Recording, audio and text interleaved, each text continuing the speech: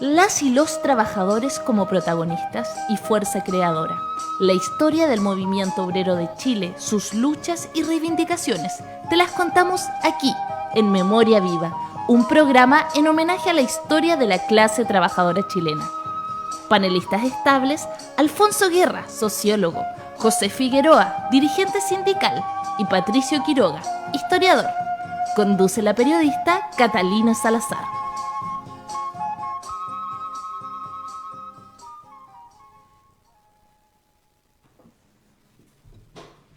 Buenas tardes, auditores de Radio Recabarren. Comenzamos un nuevo episodio de Memoria Viva.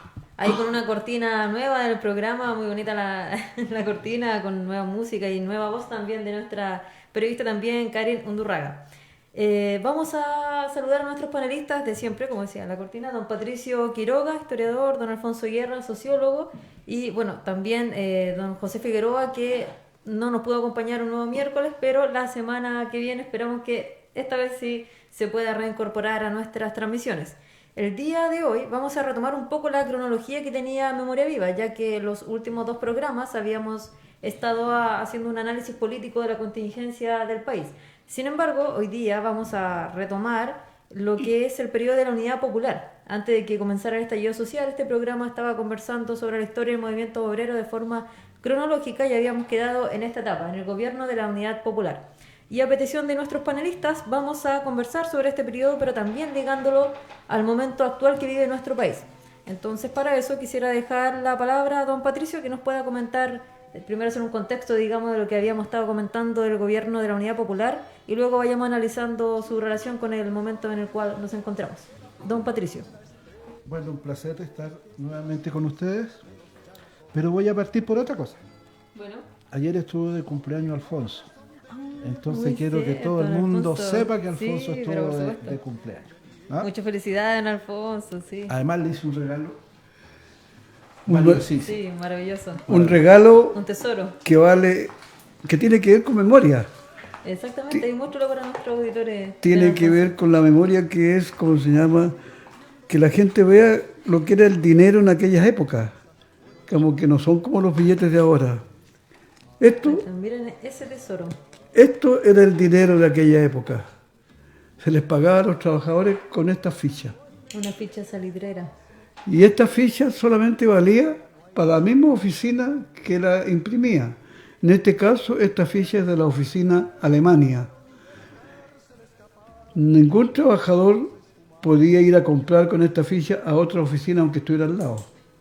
Entonces cada uno... y además, la única parte donde podía comprar era en la pulpería de la oficina.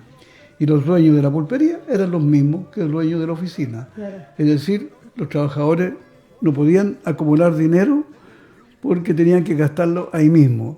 Por tanto, quedaban presos, cautivos, durante, digamos, mínimo 2 años, que eran los contratos obligatorios que les ponían. Este es el dinero, para que lo vean realmente la gente se ubique, que se parece un poco a las tarjetas de crédito de ahora. Sí, eso también le iba a comentar. Creo que también tenemos nuestras propias fichas de estos tiempos. También es de plástico. Gracias, estimado compañero. Hermoso regalo que le realizó don Patricio. ¿Sabe usted que los trabajadores en ese tiempo tenían que comprar sus herramientas? No se las daba el patrón. Por eso es que cuando usted estudia historia y cuando se mete en los vericuetos del movimiento obrero, encuentra incomprensible que se haya estado discutiendo estos últimos meses, ¿no?, sobre las 40 horas de trabajo. Si ese era un tema que se discutía ya en la huelga de la carne en 1903-1904, estuvo en medio de la masacre de 1907, nuevamente se vio reflejado en las masacres que se dieron el 21 al 24. ¿Y cuántos? 100 años después seguimos en el tema. Por eso que cuando, entre risas, Alfonso dice, estas eran las tarjetas de aquel entonces. Es muy cierto. Han cambiado la forma solamente. Claro. Es triste. la forma, la mirada sobre el hombro, esa mirada altanera que se tiene sobre el trabajador.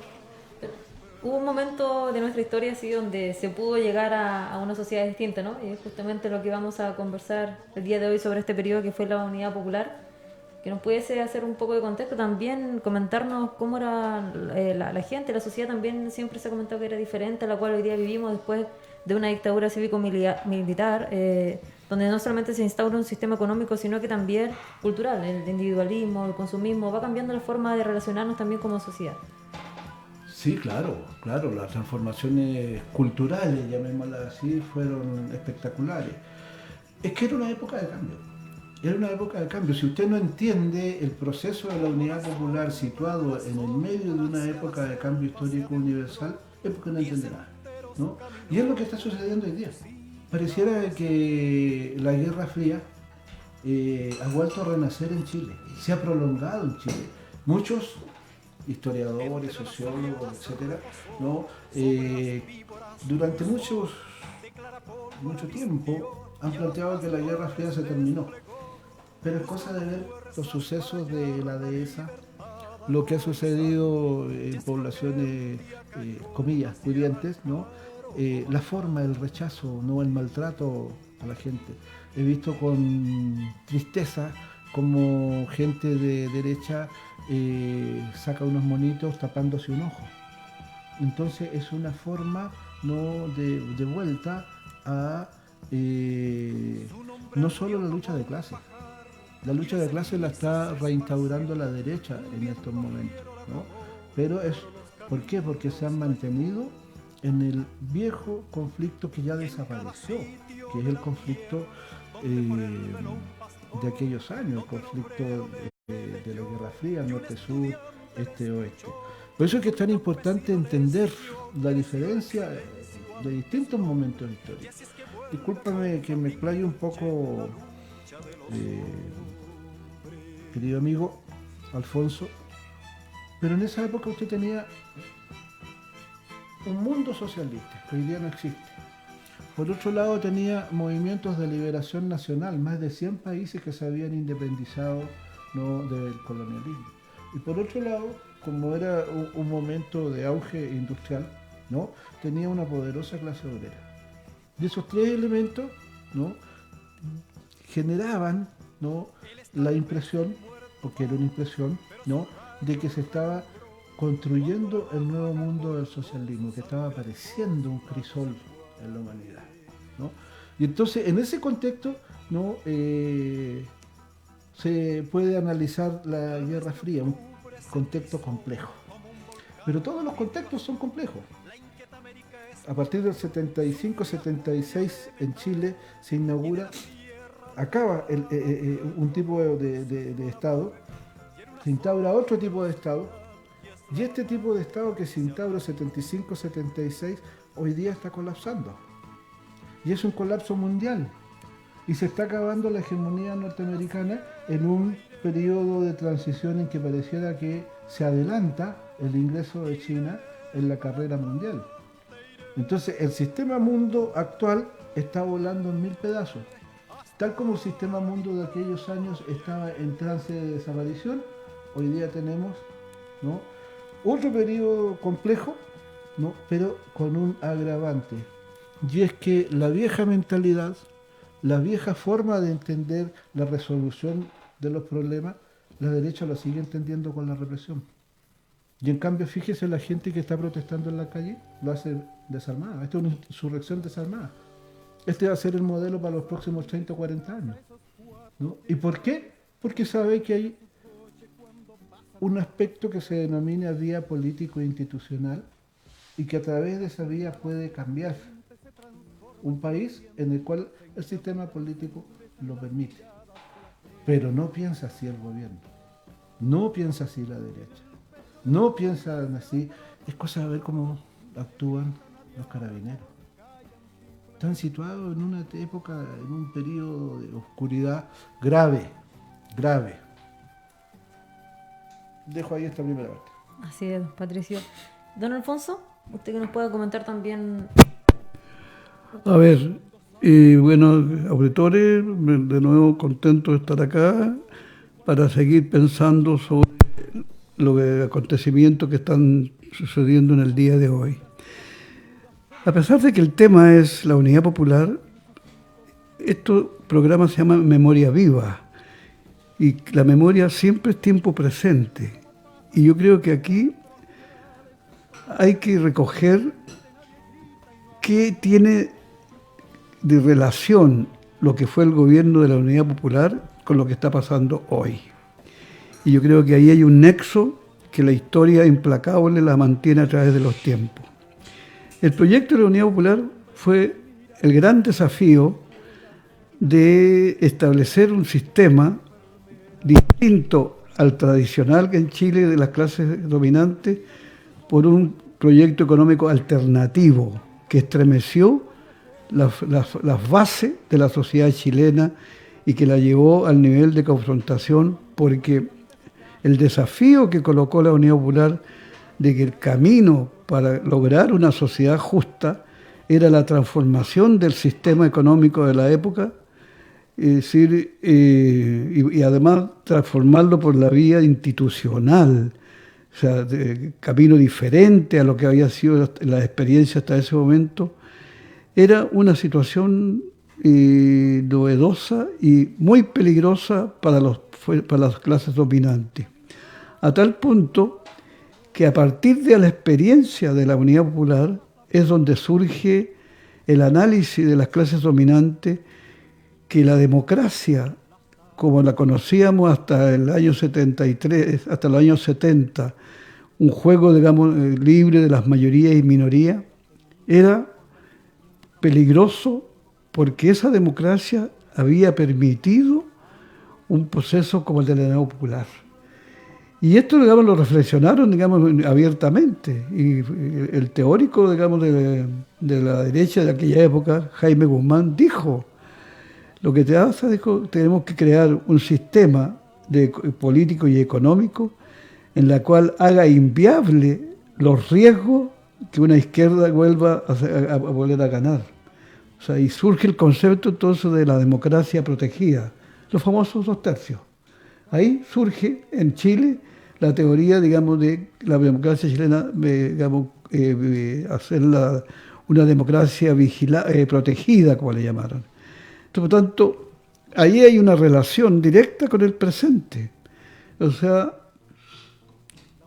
los objetivos y el proyecto que por primera vez se presentaba en Chile de una propuesta de cambio que no descansaba sobre las clases dominantes ni las clases de centro del país, sino que descansaba fundamentalmente en el mundo de los trabajadores. O sea, el pilar del proyecto político de la Unidad Popular era el mundo del trabajo. Era, como se llama, las fuerzas sociales. Y por primera vez las fuerzas sociales avanzaban en un proceso de cambio. Y eso por la vía democrática. Y eso entonces las fuerzas del poder internacional y nacional vieron que era el riesgo que había que impedirlo. Y a partir de ahí entonces empieza la forma como de obstaculizar el proceso de la Unidad Popular, que es un poco, digamos, si nosotros tomamos el fondo de lo que hoy día sucede, el reventón, digamos, la fuerza y la profundidad de lo que hoy día está pasando en Chile, obedece a una forma de reacción del pueblo de Chile contra un modelo que se instaló hace ya casi 50 años. Es decir, producto de la experiencia popular, de la Unidad Popular, las clases dominantes generan un modelo de control que va y que somete a la sociedad chilena a un sistema económico y jurídico que le impide desenvolverse libremente en términos de querer cambiar la sociedad. Y eso duró casi 50 años en reventar.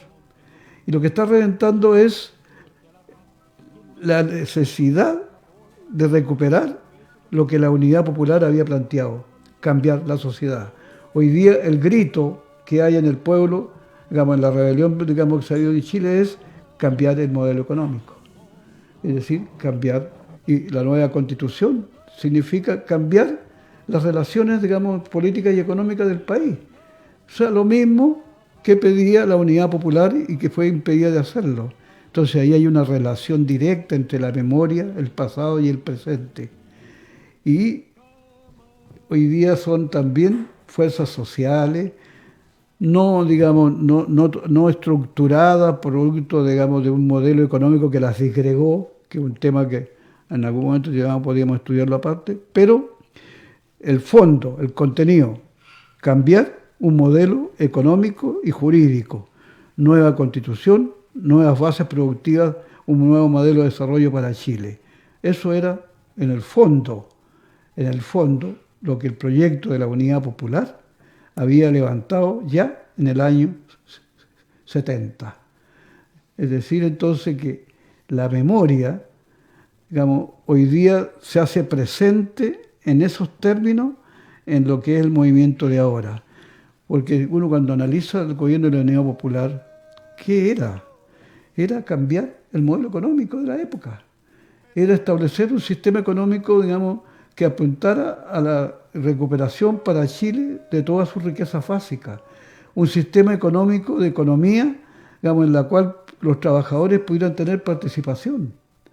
Digamos, y ampliar la democracia en forma real de participación a nivel de sociedad, no a nivel solamente, digamos, del mecanismo instalado por las constituciones, digamos, anteriores a la del 80, que eran una democracia formal, digamos, en la cual el único dato que se podía presentar era que había posibilidades de votar cada 6 años.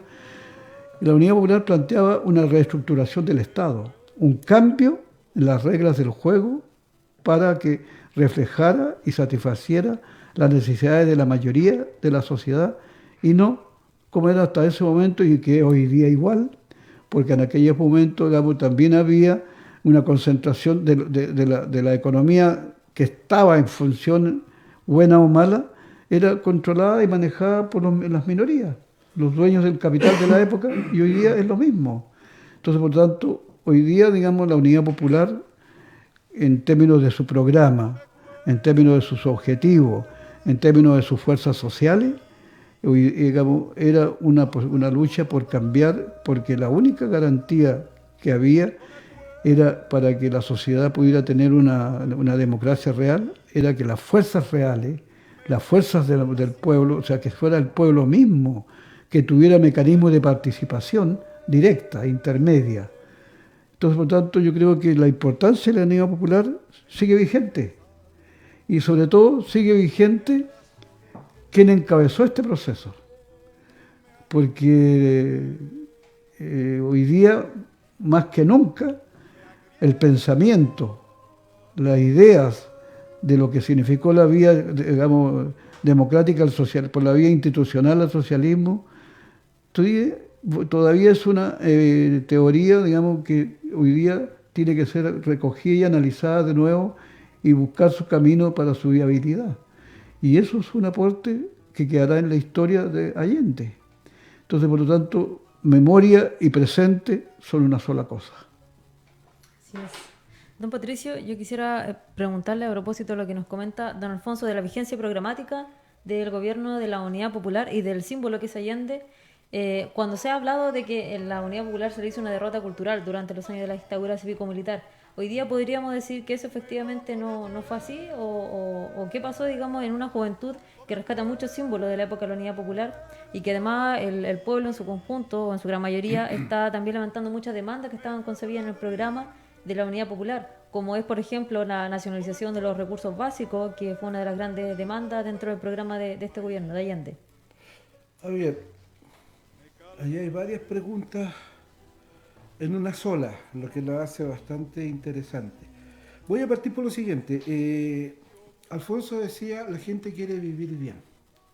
Y efectivamente, las grandes luchas de este país en el siglo XIX, en el siglo XX, ¿no? Han sido para eso, para vivir dignamente y mejor. Y estos últimos estos últimos 47 días, se ha recuperado un concepto que se había perdido, el de la dignidad. El de la dignidad. Para vivir mejor, ¿no? hay que tener dignidad. Fíjense, ¿cuáles son esas grandes luchas? La ficha salario, siendo la locomoción colectiva. La gran huelga contra lo que se llamó los chiribonos, en que se le quería pagar a la gente parte en sueldo, parte en bonos, ¿no? Entonces, durante el siglo XIX, durante el siglo XX y ahora durante el siglo XXI estamos viendo permanentemente, ¿no? Cómo el capital, ¿no? Intenta escabullir las responsabilidades en el pago de lo que le corresponde a la gente. Y lentamente, durante mucho tiempo ha ido madurando una concepción, una visión que no se tenía tan clara, sino a partir de los 50, de los 60, sobre todo con obras de historiadores, que fueron mirando y haciendo que la gente volcara la vista sobre un mundo extraordinariamente injusto. Y de esa manera fue germinando una cultura. De los 50, podemos ubicarla mucho antes, pero de los 50 para adelante podríamos hablar de la existencia de una contracultura. En el canto, en la música, ¿no? En el área de lo artístico, pero también en un área más profunda, en el área de pensar cómo se piensa al interior de una determinada sociedad. Y eso permitió que por ahí, por mediados de los 60, un poquito antes tal vez, aparecieran, ¿no? conceptos, ¿no? Primero, el concepto de participación. ¿Cómo participamos nosotros en el sistema político? ¿Por qué tenemos que ser excluidos? Yo le quiero recordar que recién en el año 58 la democracia comienza a hacerse una realidad. Comienza a votar la mujer, los ciegos, los analfabetos, hay cédula única, ya va terminando el cohecho. Por lo tanto, del año 1958 al 73, el periodo de democracia real y participativa es muy corto. Luego la gente se plantea ¿qué? Redistribución del ingreso. Nadie está pidiendo, ni nunca se pidió por parte de los grupos incluso más extremos, no quitarles las riquezas a los que tenían, no. Redistribución justa, una redistribución justa del ingreso. Luego, ¿no? Vino este planteamiento de tener un mundo mejor y de colaborar para un mundo mejor desde el punto de vista del plano internacional, porque nunca nos aislamos como nos hemos aislado estos últimos 30 años, en que el chilecentrismo es como una especie de Chile ombliguismo y no logramos ver hacia Asia, África, América Latina.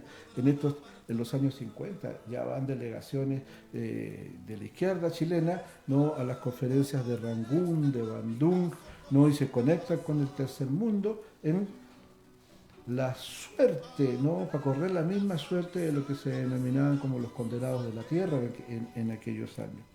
También se habla de un cambio cultural, queremos una nueva cultura, y no solo musical, queremos nuevos pensamientos, nuevas formas de entender la vida.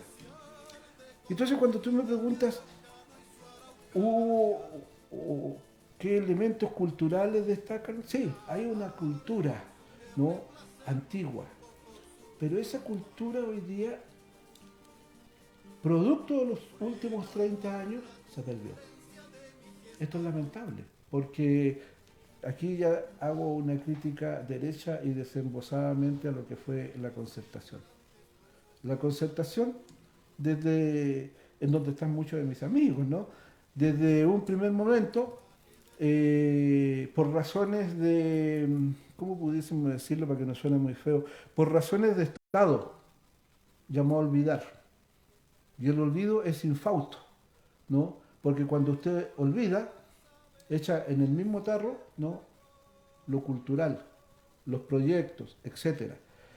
Y entonces, no solo se produce este efecto, ¿no? sino que además se renuncia a visiones teóricas, se renuncia a la concepción de la CEPAL, al marxismo, al leninismo, al allendismo, y muchos ¿no? Lo reemplazan con el liberalismo y de ahí el paso al neoliberalismo es muy cortito. Por lo tanto, se va produciendo un retroceso que también se va a ver en el partido político, porque el partido político deja de dar formación política a sus cuadros y son reemplazados por cuadros técnicos, ¿no? Y esos cuadros técnicos acuden entonces a las agencias de publicidad que reemplazan al partido político, y por eso que los partidos políticos terminan terminan reclutando gran parte de su militancia en la calle, ¿no? Entonces, todos estos fenómenos van a despolitizar al partido político, van a despolitizar al país, ¿no? Y se produce lo que en tiempos de la dictadura llamamos el apagón cultural. Ahora estamos, lo que se va a producir es un retroceso del punto de vista cultural, una derrota cultural. Y esto nos lleva a lo siguiente, y con esto termino. Pareciera que está conformándose, ¿no? Un nuevo plano de lucha política en el país. Usted sabe que uno de los grandes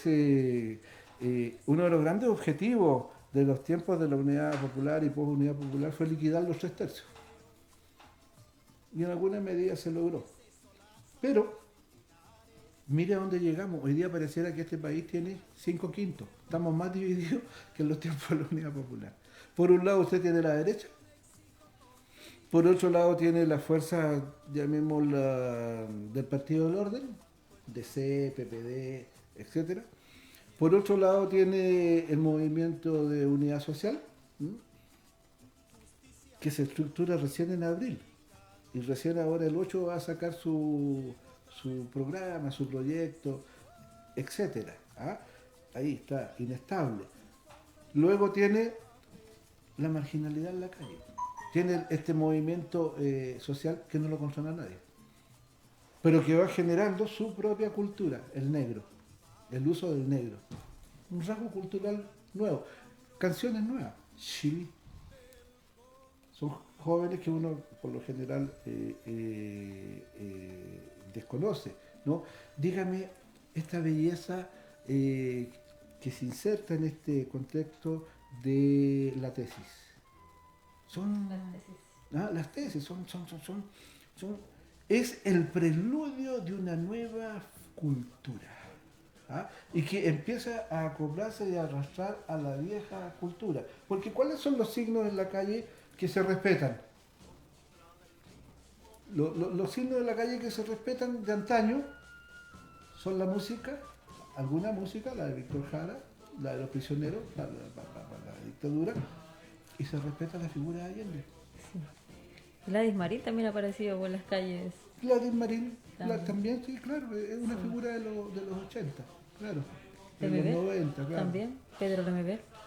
Lemebel no lo he visto. No, la verdad que también no. apareció ahí alguna. Sí, mire qué en redes sociales. Ya, sí, en redes. Pero fíjese que en todo esto, y luego tiene usted un quinto grupo que empieza a configurarse. La ultraderecha, que se está rearmando, y por qué no decirlo también sectores ultrónicos de izquierda, que piensan que esta podría ser una revolución. Sin tomar en cuenta que por las características del Estado actual que tenemos, la vía político-institucional todavía es plenamente vigente. Entonces, en este marco en que la cultura, digamos, concertacionista fracasó, se perdió, empieza a emerger un nuevo horizonte cultural. Y eso es siempre así. Porque además eso a usted le permite mirar la vida en un largo plazo. Pues estas cosas no se fragúan de la noche a la mañana. Lo dejo hasta ahí. Gracias, don Patricio. Don Alfonso, no sé si quiere agregar algo o nos vamos a una pausa musical para hacer una pausa breve y luego retomamos. ¿Qué espacio? Sí, todavía queda espacio. Nos queda media hora de programa, pero hagamos una pausa musical y luego volvemos. Okay. Vamos a ir con Sandro, que lo pidieron nuestros panelistas, un artista de la época, ¿cierto? Vamos a ir con Sandro y luego regresamos. En Memoria Viva.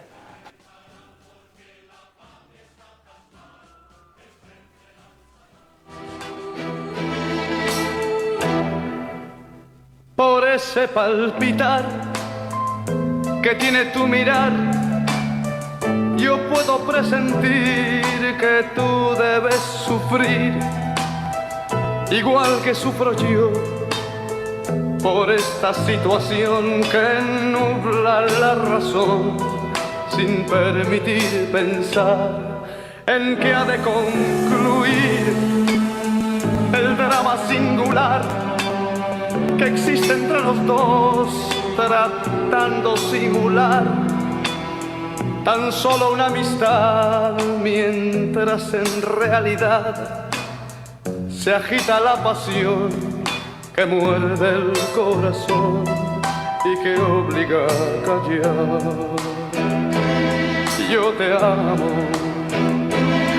yo te amo, tus labios de rubí, de rojo carmesí, parecen murmurar mil cosas sin hablar, y yo que estoy aquí, sentado frente a ti, me siento desangrar sin poder conversar, tratando de decir, tal vez será mejor me marche yo de aquí para no vernos más. Total, ¿qué más me da? Ya sé que sufriré, pero al final tendré tranquilo el corazón y al fin podré gritar. Yo te amo, yo te amo.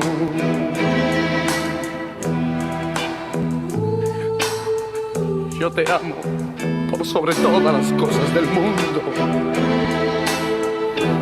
Tus labios de rubí, de rojo carmesí, parecen murmurar mil cosas sin hablar, y yo que estoy aquí, sentado frente a ti, me siento desangrar sin poder conversar, tratando de decir, tal vez será mejor me marche yo de aquí para no vernos más. Total, ¿qué más me da? Ya sé que sufriré, pero al final tendré tranquilo el corazón y al fin podré gritar. Yo te amo, yo te amo, yo te amo.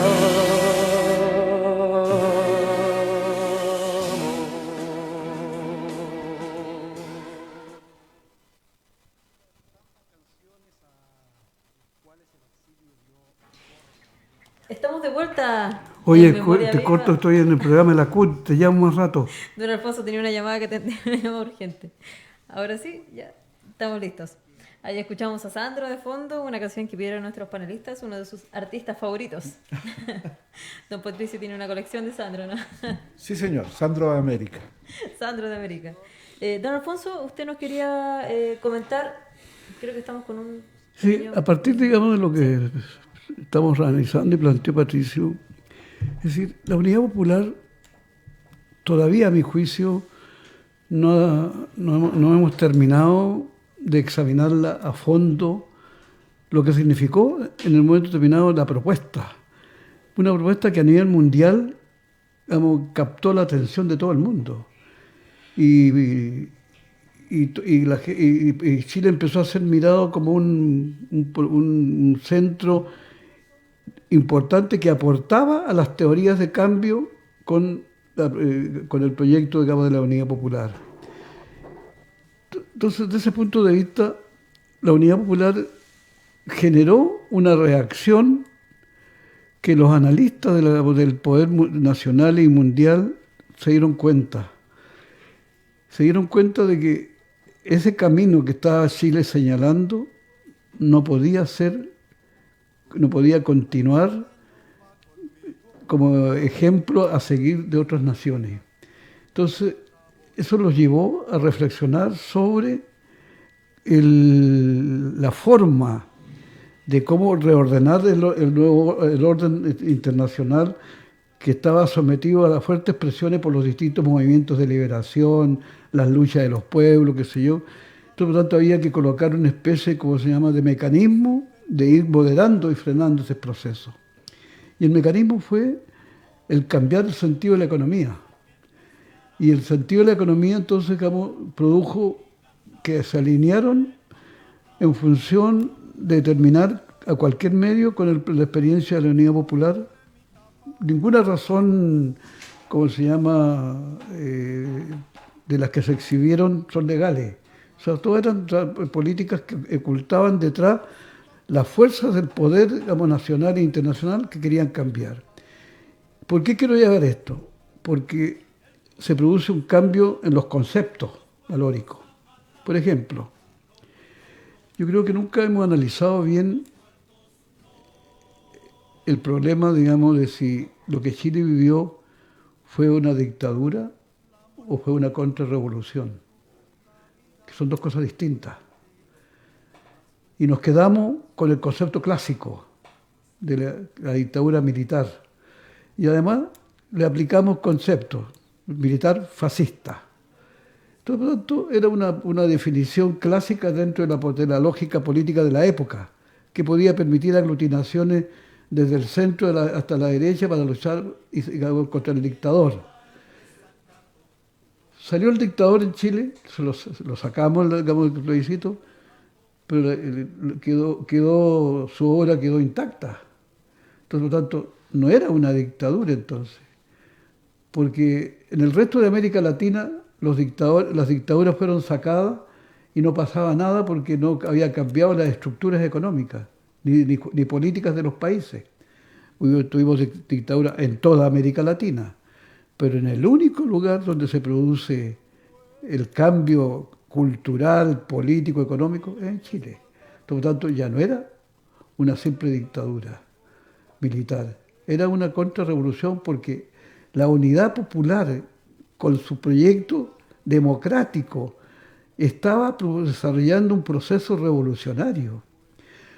Porque el concepto revolucionario que involucraba el pensamiento de la vía, digamos, institucional al socialismo no estaba determinada por la forma de actuar, sino que estaba determinada por la profundidad de los cambios. Y los cambios que estaba proponiendo la Unidad Popular eran revolucionarios, de fondo, cambio de estructura, cambio de economía. Entonces, por lo tanto, eso lo percibieron muy claramente las fuerzas del poder, entonces por lo tanto generaron las condiciones para impedir ese proceso y las izquierdas, y nos incluimos nosotros todos, ese proceso no lo revisamos desde el punto de vista de un análisis, digamos, teórico con los nuevos elementos y aplicamos al problema chileno, le aplicamos los mismos criterios que le aplicamos a las dictaduras argentina, uruguaya, qué sé yo, en circunstancias que era diferente. Entonces, por tanto, cuando sacamos a Pinochet, no pasa nada en la economía nuestra. Siguen los ejes, sigue el modelo instalado, porque el modelo instalado justamente fue hecho para impedir que las fuerzas progresistas, las fuerzas que buscaban los cambios por sociedades mejores, se tuvieran que enfrentar a una forma de operar que las disgregó. Porque el modelo instalado en Chile a partir, digamos, de los años 80 con la dictadura, una de las cosas culturales que derrotó fue los conceptos de acción solidaria, digamos, del mundo del ser humano como animal sociológico, como animal colectivo, y lo transformó en animal individual. Lo transformó en elemento, digamos, de que el individuo, la libertad del individuo por encima de todo, porque la libertad del individuo era por derecho natural. Y con eso entonces produjo una derrota muy importante en lo que eran las fuerzas, los conceptos de colectivo de la sociedad y sobre todo del mundo del trabajo. Y ahí hay una derrota cultural que no supimos enfrentar. Y por eso es que hoy día estamos viviendo el proceso de disgregación, porque no supimos leer bien, digamos, lo que se había producido en Chile. Y aplicamos los mismos criterios clásicos teóricos que manejábamos en un momento determinado y no tuvimos la certeza de que había algo distinto, que todavía perdura en el tiempo. Y ahí está lo que es una derrota cultural a mi juicio. ¿Por qué? Porque al ser disgregado el ser humano a través del dinero, del individuo, de la libertad natural, derecho natural, concepto ultra reaccionario, porque el ser humano es un animal social. Digamos, el ser humano no vive individualmente, vive colectivamente. Y eso fue justamente donde apuntaron los teóricos del modelo de romperlo. Y ahí lo rompieron. Porque los paradigmas que instalaron son los paradigmas, digamos, que culturalmente nos llevó a querer cambiar las cosas dentro del mismo modelo. Si usted ve, digamos, incluso hoy día, se está analizando cómo evitamos este choque que se está produciendo, buscando alternativas de calmar la inquietud con medidas transitorias, porque no hay ninguna propuesta de cambio del modelo económico. Son todas medidas que dentro del sistema tratemos, digamos, de mejorar las condiciones, digamos, de cada sector por separado para impedir que sigan moviéndose como fuerza, digamos, Entonces, por lo tanto, y eso tiene que ver, entonces, producto de esa experiencia que creo que todavía está pendiente su análisis real de fondo, de qué era eso, qué era ese aporte que había hecho la izquierda chilena, digamos, a el camino de liberación y de cambio social en el mundo. Y nos fuimos en el camino que nos colocó el sistema económico y nos llevó, incluso para algunos, a defender el modelo. Gracias. Sí, señor Alfonso. Amplio análisis, digamos, de la situación no solamente en nuestro país, sino que también de lo que pasa en el mundo. Y yo en ese punto quisiera referirme, don Patricio, a lo que está viviendo América Latina, porque una vez más Chile, claro, es la cuna del neoliberalismo, también fue el primer país a nivel mundial que llega al socialismo a través de la vía institucional, y hoy día somos el primer país que vota donde nace el neoliberalismo, o estamos, digamos, avanzando a poder, o no, don Patricio, creo que me mira con cara No. de incertidumbre. No. No, estaba pensando en algo que dijo Alfonso, ¿Sí? antes de meterme entonces en el tema de América Latina. Claro.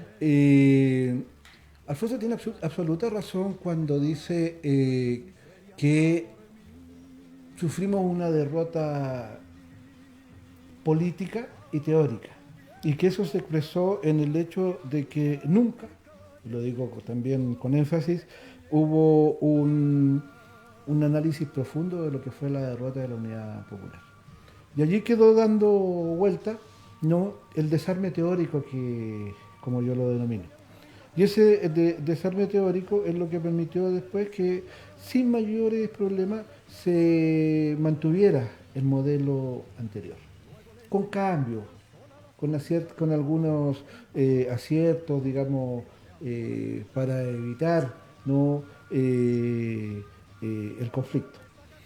Entonces, en ese sentido yo estoy absolutamente de acuerdo con Alfonso. Solo quisiera agregar lo siguiente. Si lo trasladamos al día de hoy, lo que estamos viendo nosotros es que la salida de la crisis que está intentando dar el gobierno es a través del Estado subsidiario. Lo mismo que la gente no quiere, lo mismo que está en el medio de la protesta, eso mismo es el mecanismo de salida de la crisis a través de bonos. A través de voucher, 50.000 pesos por cada hijo, etcétera. Eso es mantener la salida a la crisis que tenemos en el marco de la macroeconomía. Lo que es el aumento de las pensiones en un 50% al adulto mayor sobre 80 años. Exacto. Entonces, estamos presenciando reformas sin cambio. Cuando aquí el cambio central es el cambio de constitución. Eso es el cambio central, se está evadiendo el tema central, porque a partir del cambio constitucional podemos cambiar el conjunto de la economía, ¿no? Para la Unidad Popular también se trató de hacer un cambio de constitución, ¿no? Al final de gobierno de Allende. Sí, había un proyecto de cambio constitucional, pero era un proyecto distinto, absolutamente distinto. A ver, aquí, me voy a ir un poquito por el lado, porque no quiero que quede la impresión de que todavía están vigentes absolutamente todos los condicionantes y componentes de la unidad popular. Por ejemplo, en el caso de la constitución, del cambio constitucional, ese cambio estaba dado en la perspectiva de la transformación de la sociedad chilena en una sociedad socialista. Hoy día no hay condiciones, ¿no? Sí. para el socialismo. En aquellos tiempos se vivía bajo las normas de el capitalismo de Estado. No, hoy día vivimos bajo la del capital financiero. Entonces son sociedades muy distintas. Hoy día ya no existen los movimientos de liberación nacional. En aquel tiempo sí existían. Los cambios que se produjeron en las estructuras sociales también se reflejaron en los cambios de la clase obrera de aquellos años a la clase obrera de hoy día. Por lo tanto, y ahí nuevamente creo que es muy importante lo que señala Alfonso, es muy importante pensar un proyecto de cambio para las actuales circunstancias históricas en las cuales se está produciendo no solo un desborde antineoliberal en América Latina, sino que también estamos viendo cómo desde hace algunos años se ha iniciado un proyecto en que la hegemonía de los Estados Unidos de Norteamérica está cediendo espacio a la de China, ¿no? Y se presume que en los próximos años, en el marco del Producto Interno Bruto Mundial, las dos primeras potencias lo van a ser tanto China como la India. Entonces hay un cambio mundial, ¿no? Progresivo, lento, que nosotros no lo hemos visto, ¿no? Por la derrota cultural que tuvimos, porque nos enganchamos fundamentalmente a los Estados Unidos de Norteamérica y nos enganchamos a Europa, y entonces nuestros pensamientos fueron eurocéntricos. Y desde ese punto de vista se creó toda esta visión que incluso nuestros intelectuales no recurren a ella, como es esta metáfora del jaguar. Pero ese jaguar se desmoronó y se está desmoronando, ¿no? En distintas partes de América Latina. Una prueba de eso es que a través de probablemente formas de capitalismo de Estado, ¿no? La economía y las formas de vida de los hermanos argentinos vuelvan, ¿no? a generar las expectativas de vida que siempre tuvieron los argentinos. Es un país grande, hermoso, ¿no? Y de repente nuestros economistas lo estaban mirando por sobre el hombro. Es lo que está pasando en Colombia. Es lo que está pasando en Colombia. Nuestra televisión, ¿qué muestra sobre lo que está pasando en Colombia? Muestra que en las distintas ciudades colombianas hay marchas, hay violencia, hay gente gaseada, etcétera, en circunstancias que ahí se formó una multisindical que está exigiendo sentarse con el gobierno y el gobierno está cediendo. Y hoy día no se quiso sentar, entonces empezó a hablar con los estudiantes, empezó a hablar con las centrales sindicales, pero lo que está pasando en Colombia, ¿no? Fuera de que no se han respetado los acuerdos de paz de los últimos 3 años, ¿no? Lo que está pasando en Colombia es lo que está pasando en Chile. Es un ajuste de cuenta con el modelo neoliberal. Y por eso el derrocamiento de Evo Morales. ¿Por qué derrocan a Evo Morales? Por una sencilla razón. El concepto de Estado de Morales, ¿no? Permitía que a través de la nacionalización de los hidrocarburos, ¿no? se generara un excedente productivo y ese excedente, ¿no? iba a parar a mejor transporte, al bono Juanito Pinto en la educación, ¿cómo se llama? Salud gratis. Los bolivianos estaban recibiendo las recetas de sus enfermedades gratis.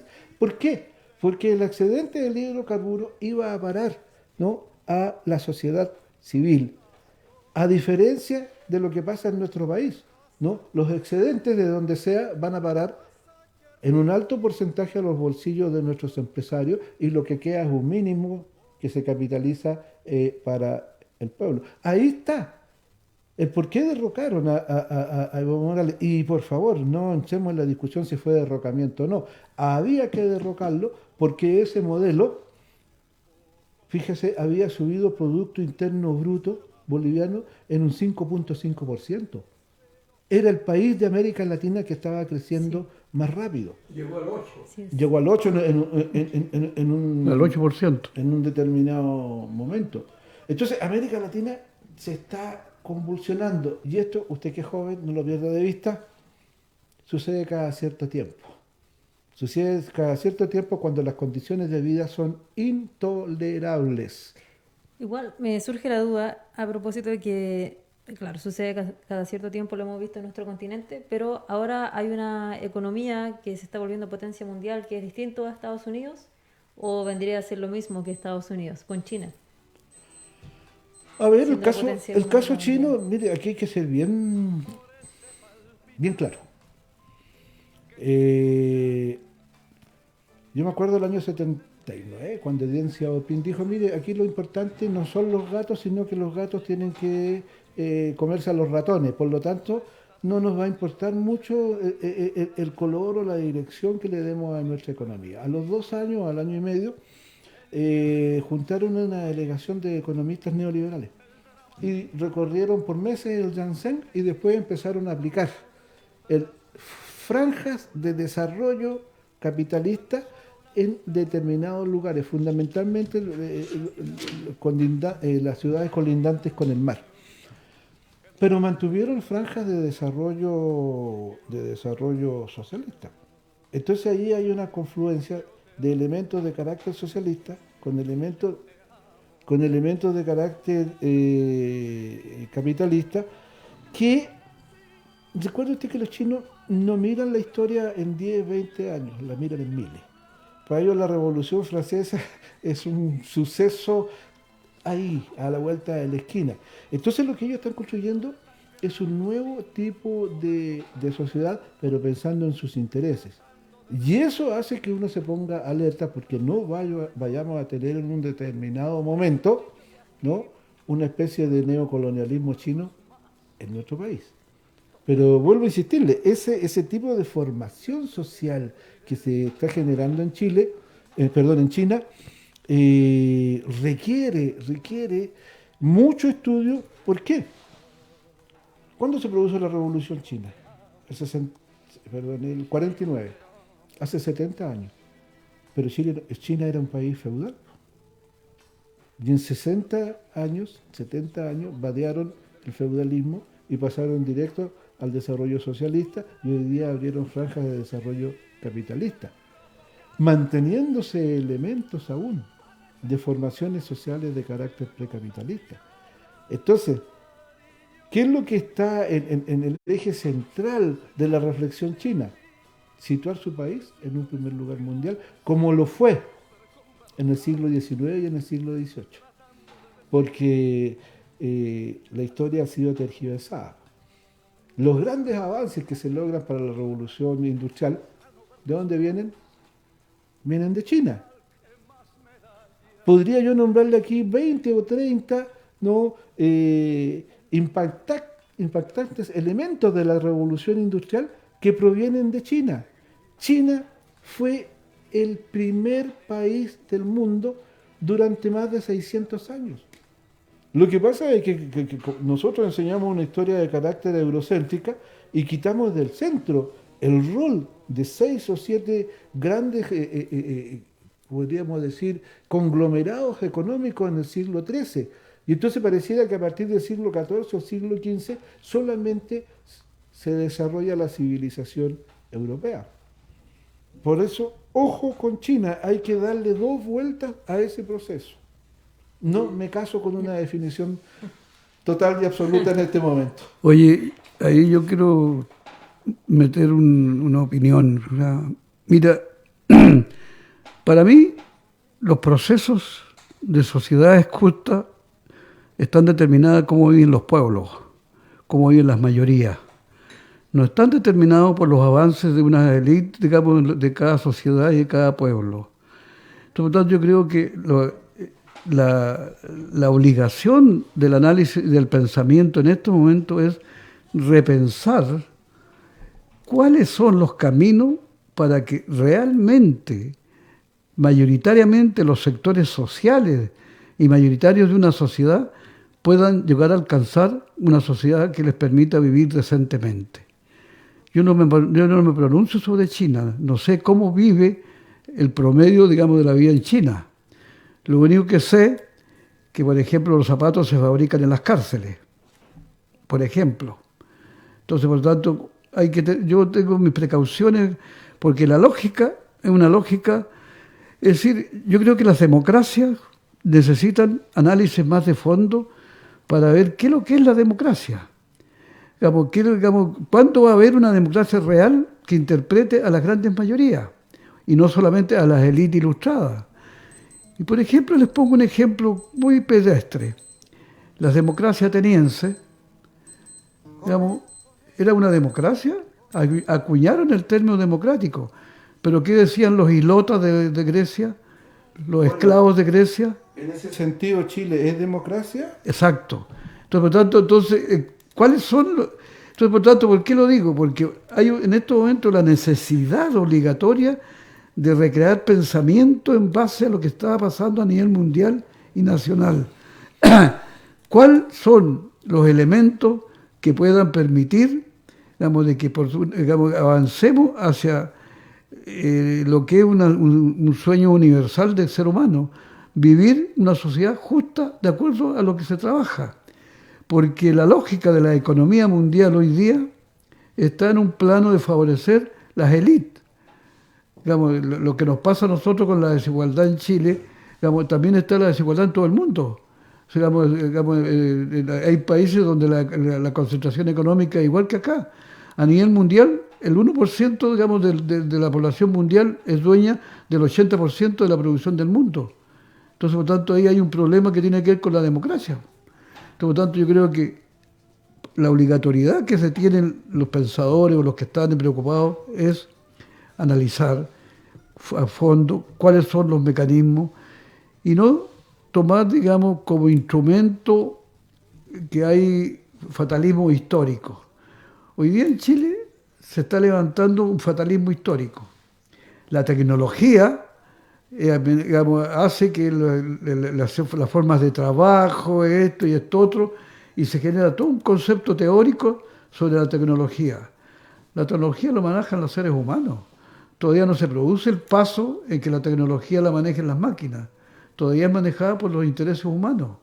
Por lo tanto, es necesario pensar entonces qué hay detrás de todo eso, porque el objetivo del pensamiento humano tiene que apuntar a abrir los espacios, a generar, digamos, los mecanismos que realmente democratice la vida concreta de los ciudadanos que viven y sufren un país y que viven de sus trabajos. Ese es el objetivo, a mi juicio, de la razón humana en estos momentos, que hay que trabajarla porque los avances tecnológicos, los avances de una sociedad en particular, no es sinónimo y garantía del avance del mundo. Al contrario, hoy día la economía actual tiene al punto de reventar el planeta porque la economía actual tiene un sentido depredador en todo el mundo, incluido China, que es... A propósito de los zapatos, quiero hacer una pequeña intervención. Hace 70 años atrás, la causa de mortalidad mayor en la sociedad china era que la mamá mascaba el alimento para dárselo al hijo. Eso era una fuente de bichos, de muerte. Otra fuente de muerte era que era muy bonito que los niños o las niñitas o las mujeres caminaran grácilmente, pero para eso les deformaban, no sé si ustedes saben, los pies. Les ponían unas vendas y les achicaban los pies. Eso ya no existe. Eso ya no existe, ¿no? No estoy diciendo con esto de que el capitalismo o el socialismo o esa mezcla en China haya llevado a la eliminación de esto. Lo que quiero decir es reafirmar lo que dice Alfonso, en el sentido que la tecnología puesta a disposición del ser humano permite estos saltos históricos del feudalismo, ¿no?, directo al socialismo. Y termino señalando que hay muchos autores que dicen de que Chile no es una democracia, sino que una poliarquía. Un concepto acuñado por Robert Dahl, que quiere decir de que somos casi una democracia, pero no una democracia total. Entonces, cuando me llaman a mí a salvaguardar la democracia, me pregunto, ¿qué democracia? ¿La poliarquía? ¿La democracia liberal? ¿Una democracia de base? ¿Una democracia directa? ¿O la democracia de élite? Nos quedamos con esa reflexión, terminando así el programa el día de hoy, donde analizamos el gobierno de la Unidad Popular, llevándolo también a su relación con el tiempo en el que nos encontramos hoy día en medio de un estallido social. Nos volvemos a encontrar el próximo miércoles de 4 a 5 de la tarde acá en Radio Recabarren, Memoria Viva. Nos vemos, hasta pronto.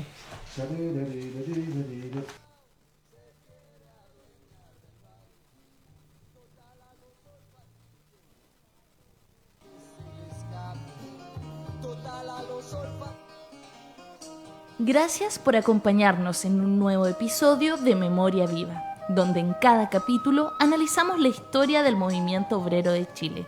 Te esperamos todos los miércoles a las 16 horas y puedes escucharnos en cualquier momento a través del Facebook de Radio Recabarren.